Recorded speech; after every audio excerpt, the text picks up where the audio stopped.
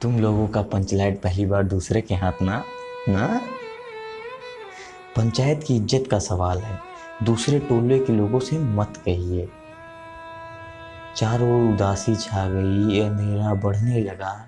किसी ने अपने घर में आज डिबरी भी नहीं जलाई थी। आज पंचलाइट के सामने डिबरी कौन बालता है। सब किराए किराए पे पानी फिर रहा था। सरदार दीवान छड़ीदार के मुंह में बोली नहीं। पंचों के चेहरे उतर गए थे। किसी ने दबी आवाज में कहा, कल कब्जे वाली चीज का नखरा बहुत बड़ा होता है।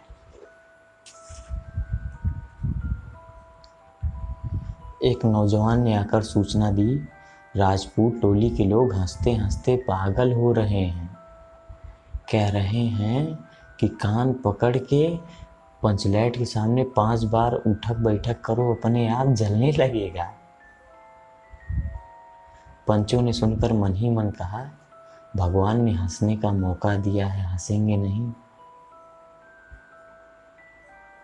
एक बूढ़े ने लाकर खबर दी, रूदल साहब बनिया भारी बतंगड़ आदमी है।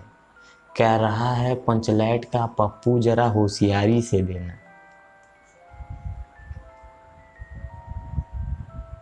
गुलरी काकी की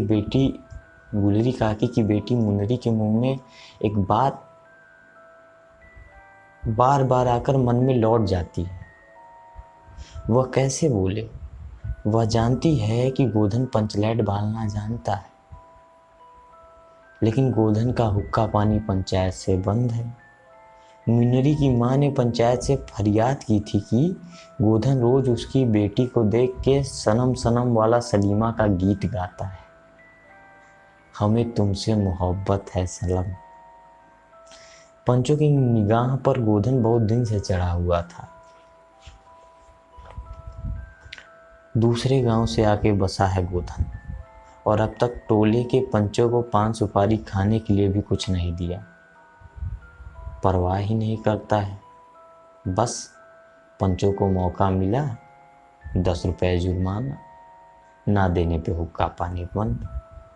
आज तक गोधन पंचायत से बाहर है।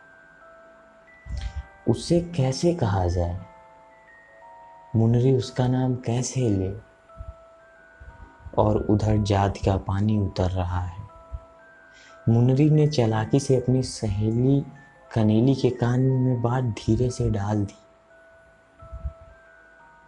कनेली,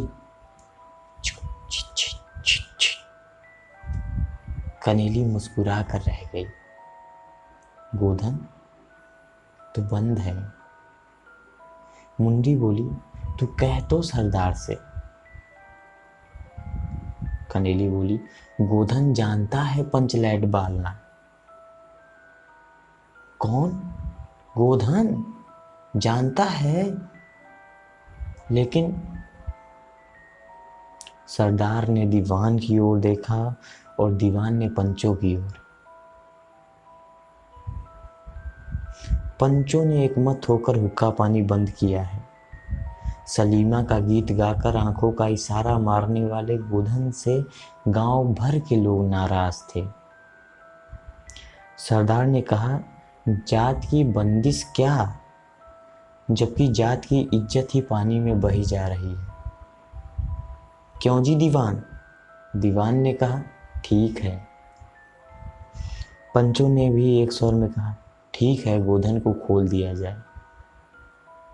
सरदार ने छड़ीदार को भेजा। छड़ीदार वापस आकर बोला, गोधन आने को राजी नहीं हो रहा है।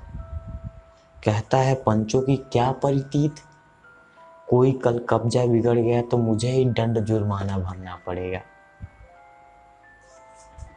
छड़ीदार ने रोनी सूरत बनाकर कहा, किसी तरह गोधन को राजी करवाइए, नहीं तो कल गांव में मुंह दिखाना मुश्किल हो जाएगा। गुलेरी काकी बोली, जरा मैं देखूं तो। कह के गुलेरी काकी गोधन के झोपड़े की ओर गईं और गोधन को मना लाई। सभी के चेहरे पे नई आशा की रोशनी चमकी। गोधन चुपचाप पंचलैट में तेल भरने लगा। सरदार की स्त्री पूजा सामग्री के पास गोल गोल चक्कर काट रही बिल्ली को भगाई। कीर्तन मंडली ने मूलगैन मूलछर के बालों यानी वो घुंघराले बालों को संवारने लगा। गोधन ने पूछा, स्पिरिट कहाँ है? बिना स्पिरिट के कैसे जलेगा? लो मजा, अब ये दूसरा बखेड़ा खड़ा हुआ। सभी ने मन ही मन सरदार, दीवान और पंचों की बुद्धि पर अविश्वास प्रकट किया। बिना बूझे समझे काम करते हैं ये लोग। उपस्थित जनसमूह में फिर से मायूसी छा गई।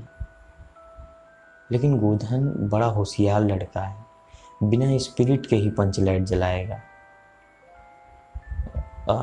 थोड़ा गरी का तेल ला दो। मुनरी दौड़ कर गई और एक मलसी गरी का तेल ले आई। गोधन पंचलाइट में पंप देने लगा। पंचलाइट की रोशनी थैली में धीरे धीरे रोशनी आने लगी। गोधन कभी मुंह से फूंकता, कभी पंचलाइट की चाबी घुमाता। थोड़ी देर बाद पंचलाइट से सनसनाहट की आवाज़ निकलने लगी और रोशनी बढ़ती गई। लोगों के दिल का मैल दूर हो गया। गोधन बड़ा काबिल लड़का है। अंत में पंचलाइट की रोशनी से सारी टोली जगमगा उठी तो कीर्तनिया लोगों ने एक स्वर में महावीर स्वामी की जयध्वनि के साथ कीर्तन शुरू कर दिया। पंचलाइट की रोशनी में सभी के मुस्कुराते हुए चेहरे स्पष्ट हो गए। गोधन ने सबका दिल जीत लिया। मुनरी ने हसरत भरी निगाह से गोधन की ओर देखा। आंखें चार हुई, आंखें ही आंखों में बातें हुई। कहा, सुनी माफ करना मेरा क्या कसूर।